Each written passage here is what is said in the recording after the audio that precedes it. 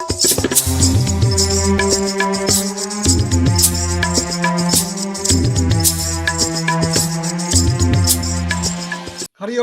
जय गुरुदेव। स्वागत है मित्रों आपका।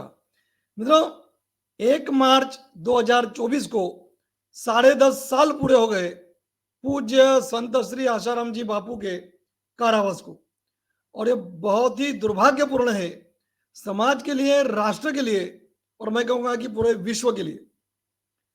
अभी समय है चुनाव का, और पूज्य बापू जी के करोड़ों साधकों के मन में यह प्रश्न है, उन तमाम सनातनियों के मन में प्रश्न है जो पूज्य बापू जी के प्रति आस्था रखते हैं, सद्भाव रखते हैं, जो ये बात मानते हैं कि बापू जी ने बहुत बड़ा कार्य किया है सनातन धर्म के लिए और राष्ट्र के कल्याण के लिए, और उनको एक बड़े साजिश के तहत फंसाया गया है, बहुत बड़ा षड्यंत्र उनके खिलाफ करके उनको जेल में रखा गया है। तो इन सभी के मन में यह प्रश्न, जो मानते हैं इस बात को कि हम चुनाव में, इस बार के चुनाव में मतदान करें तो किस दल को करें, किस नेता को हम वोट करें, सभी के मन में प्रश्न। और मुझे भी कई साधक पूछते हैं, चैनल के कई दर्शक पूछते हैं, कमेंट्स आती है, कईयों के कॉल आते हैं, मैसेज आते हैं, तो मैं भी यही कहता हूं, मैं हमेशा कि बापू जी कभी नहीं किसी दल का विरोध करते और ना ही कभी किसी दल का समर्थन करते हैं। और बापू जी का आश्रम, बापू जी की समितियां, कोई भी संस्था जो बापू जी से प्रेरित संस्था चल रही है, जो भी, कभी कोई संस्था किसी भी राजनीतिक दल का समर्थन नहीं करती है और ना ही किसी राजनीतिक दल का विरोध करती है। तो मैं यही कहता हूं कि निर्णय हम सभी को स्वयं लेना होगा, अपने विवेक से लेना होगा।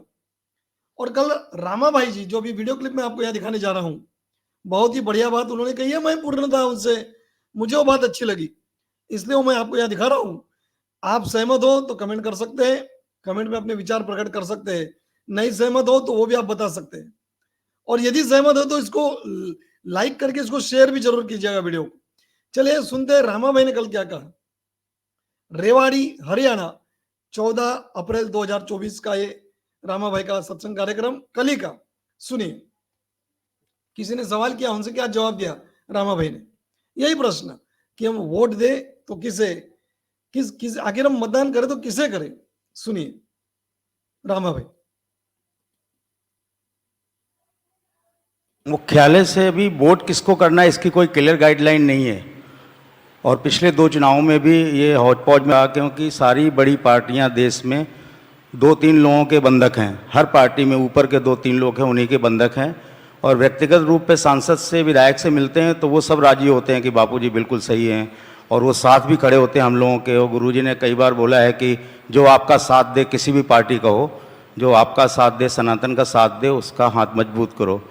तो इस समय अभी जैसे मई में रैली, अप्रैल में पहले चरण को चुनाव हो जाएगा, और अलवर में पहले चरण में ही चुनाव है, तो गाइडलाइन क्या है, हम लोगों को किसको वोट करना चाहिए, क्योंकि 2 बार में राहत तो बिल्कुल नहीं मिली है, और वो समझ भी नहीं रहे हैं, वो बेवकूफ़ समझ रहे हैं हम लोगों को।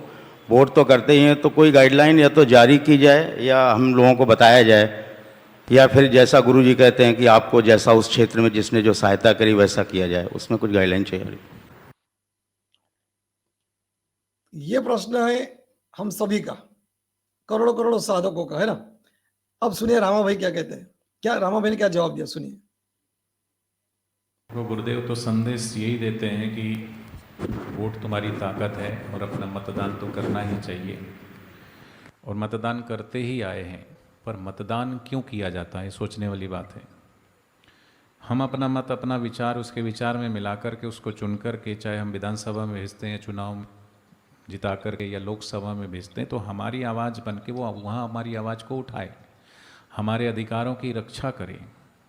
हमारा जो संवैधानिक अधिकार है, वो अधिकार का कहीं हनन हो रहा हो तो उसका हमें न्याय दिलाए, हमारी आवाज़ बन कर के वहाँ चुन के जब हम भेजते हैं, लोकसभा में हमारी आवाज़ को उठाए, विधानसभा में हमारी आवाज़ को उठाए।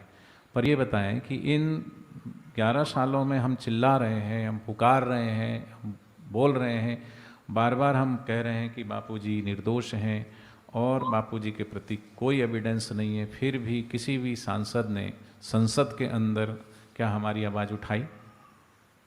क्या बापूजी के लिए आवाज़ उठाई?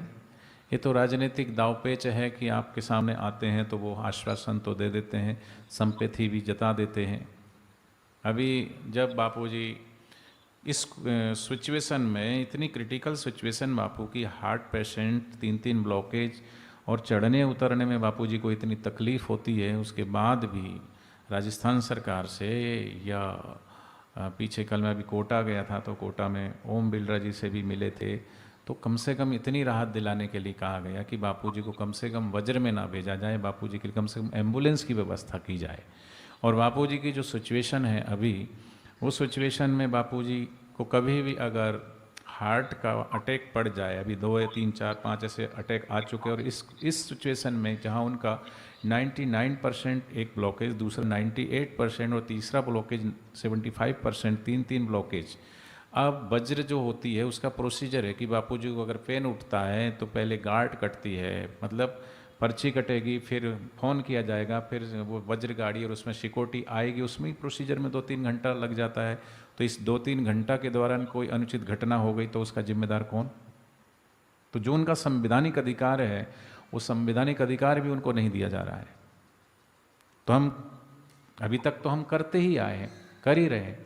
अभी इसके लिए मैं अपने तरफ से कैसे ओपिनियन दे दूं, ये तो गुरुदेव ही बता सकते हैं। और गुरुदेव ने जो कहा है वो आपको भी पता है कि अपना वोट तो देना चाहिए। अगर नेता नहीं होगा तो देश कैसे चलेगा? देश चलाने के लिए नेता तो चाहिए। पर अभी तो देखा जाए तो ऐसा है कि 50 लीटर दूध है तो 50 लीटर दूध में कोई 20 लीटर पानी मिला रहा है, तो उस दूध की क्वालिटी कैसी है? कोई 15 लीटर मिला रहा है तो उसकी क्वालिटी कैसी? कोई 10 लीटर मिला रहा, प्योर तो है ही नहीं। तो प्योर दूध चाहिए तो क्या करोगे? या तो अपनी गाय पालो, अपना दूध बनाओ, गाय से उत्पादन करो, नहीं तो जो सबसे कम मिलावट वाला है, मजबूरी तुम्हारी, उसी को खरीदोगे तो।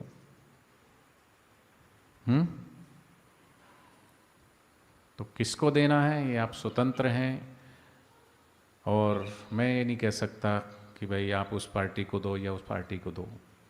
गाइडलाइन तो गुरुदेव ही जारी कर सकते हैं, बाकी आप स्वतंत्र है, अपना विवेक आप उपयोग कर सकते हैं कि हमको कहीं भी राहत नहीं मिल रही है तो संविधान हमें को ये भी अधिकार देता है कि तुम्हें ये भी पसंद नहीं, ये भी पसंद नहीं, ये भी पसंद नहीं, तो फिर ये करो। तो वो भी तो गवर्नमेंट हमको उसने दिया है ना, संविधान ने नोटा का भी ऑप्शन दिया हुआ है कि आप किसी से भी संतुष्ट नहीं है तो अपने विवेक से आप सोच सकते, समझ सकते। मैं इस पे अपनी मोहर नहीं लगा सकता, ठीक है? बस यही बात मैं कहता हूँ जो हमेशा, और रामा भाई तो बहुत अच्छे तरीके से, बहुत ही अच्छे रूप से उन्होंने बात रखी और वो रखते भी हमेशा। तो मुझे लगा कि ये वीडियो क्लब मेरे चैनल के जरिए आप तक पहुंचनी चाहिए, दर्शकों तक, क्योंकि कईयों के सवाल यही कि हम वोट करें तो किससे, मतदान करें तो किससे, और जवाब यही है कि हमें अपने विवेक से निर्णय लेना होगा। और कहते हैं ना कि समझदार को इशारा काफी है। हरिओम, जय गुरुदेव।